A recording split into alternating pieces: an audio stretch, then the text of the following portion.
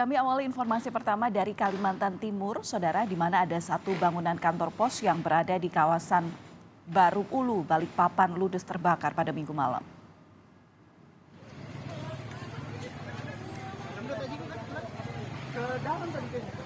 Puskesmas, Bang. Ada puskesmas.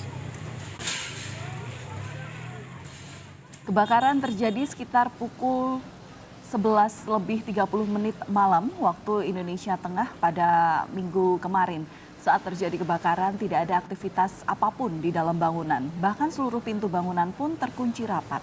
Untuk memadamkan api, petugas BPBD Kota Balikpapan membutuhkan waktu sekitar 40 menit dengan mengerahkan 8 unit mobil damkar. Tidak ada korban jiwa dari musibah kebakaran ini, penyebab kebakaran pun masih didalami.